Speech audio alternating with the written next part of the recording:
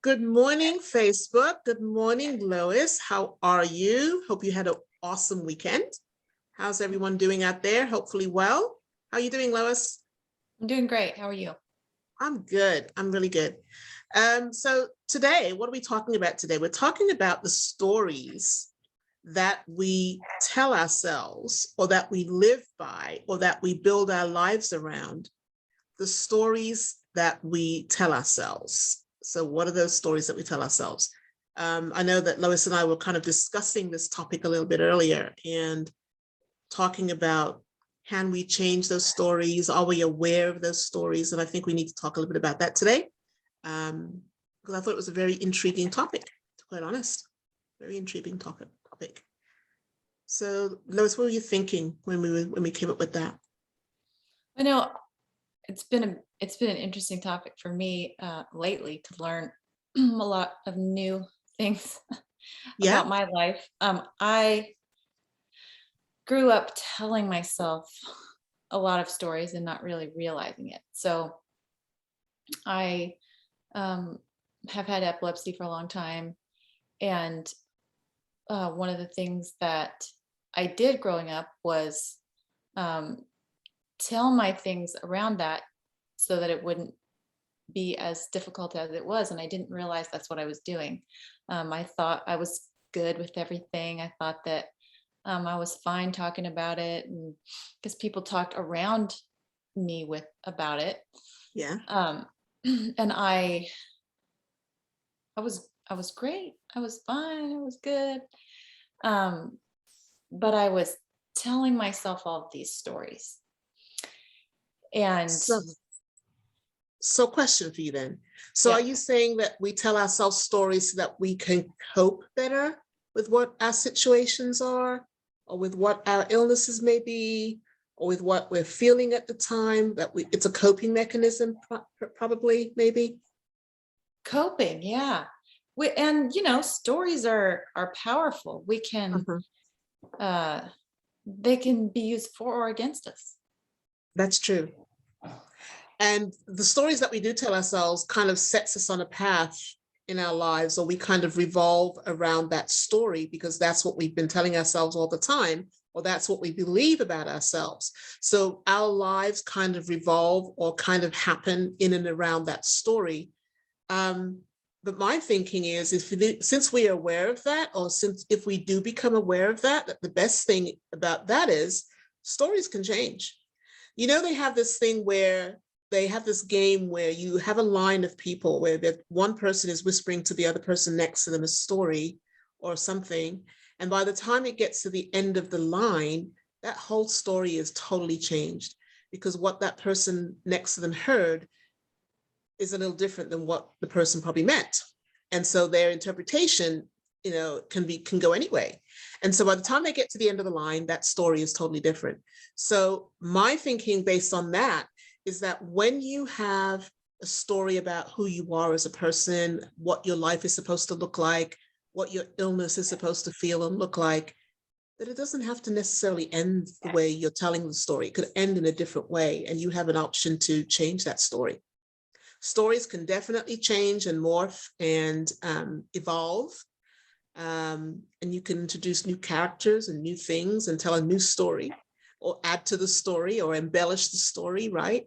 So I think that's a good thing, because we don't necessarily have to stay on the path that we're on, especially if it's not a positive path, or it's not, or the end of the story is not such a good one. We can change it. And I kind of like the option of being able to have that choice to change our story, to make it different, to make it better, so that we can cope better, that we can be better, that we can manifest more and manifest better. I just think that's a great thing that we can have the option to do that. What do you think? Exactly. That's exactly what happened to me. I was believing that everyone in my class hated me. I Ah, had um there was this birthday party when I was growing up that right. everyone was invited to except me. Mm, And I remember driving past with my mom and uh-huh. seeing everyone jumping up and down on the trampoline, and I didn't get to go. And I went home and I just cried. and cried because I wasn't invited. And that made a mark on me for years, that I was hated. And over the years, I had to deal with that. And then I had to ask the questions about that moment. And what I realized was I didn't know if I was invited or not. Oh, My mom didn't know if I had been invited. Like, she couldn't remember. Nobody has any information about what actually happened in that moment.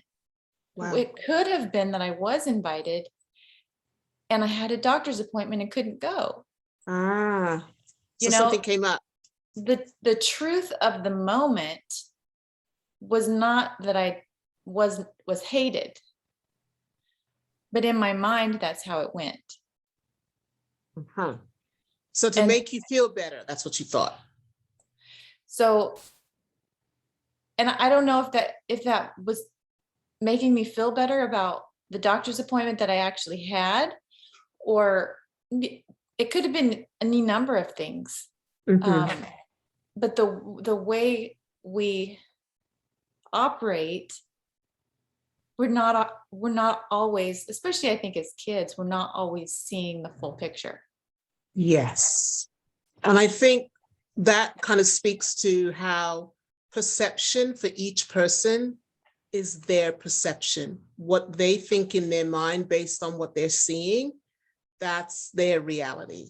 And it may not be the truth, but it's their reality because that's what they think or that's what they see. And so they put the pieces together, built this story around it, and that's what they've accepted. So I think that's perception, that's people's perception, and it can be different. And I think that's why the little story I said at the beginning, where you have one person telling the next person something, and by the time it gets to the end of the line of those people, the story is totally different because people's perception of what you just said or how you just said it can be totally different than how you meant it. And it speaks to that as well. So I think that's more reason that we need to understand what's really going on before we come to conclusions, especially about ourselves, but even more importantly about other people. Because you know how we judge people based on what we see or what we hear, and we could be totally, totally wrong about who they are and what they're about. But our perception and how we've perceived that person based on what we've seen or based on what they've said or based on what we've heard, even, we haven't even talked to them yet. We've heard something about somebody from somebody else. And so now we've built up this whole persona of this person, and that is not necessarily who they are, right? Until we get to have a conversation with them and we're like, oh, I thought you were this way, but you're really not that way at all, right? So how many times has that happened in your life where you've discovered something about somebody that you thought was the case and it actually was not the case? I mean, that's why we have to kind of understand the story. And we had a conversation a few weeks ago about conversation and communication and how important that is. That plays into that really big time in having a clear communication of who you are, a clear communication of how you show up for people and how you communicate to people can make it a lot easier in terms of relationship building, because you just need to be able to understand the true story of what's being said and what's being seen. Not what you think is happening or not what you think you heard them say, but what did they actually say or what did they actually do? So that communication conversation that we had plays into that as well. So I think perception is important, but I think understanding is even more important. So having an understanding of your story, having an understanding of other people's stories, by being observant, but also communicating well. So that's important. Good conversation today. Really good conversation. Good topic. Yeah, I think we both acknowledge both things. If we can acknowledge the other person and acknowledge our story, the full breadth of it, Yep. each piece, then those are really important things. So I think so. Good to talk to each of you today. Yep. Jenis, all of you out there. Yep. And we'll talk soon. We'll talk soon. So next Monday, same time, let us know what you're thinking about perceptions. And do you think that you have stories around your life and how you've built your life? Do you tell yourself stories? Have people told you those stories and you believe them, so you live them? Or do you live your own story? So drop us some comments in the comments and let us know whether or not you resonated with today's topic. And we'll talk again next week. So bye for now. Have a great day.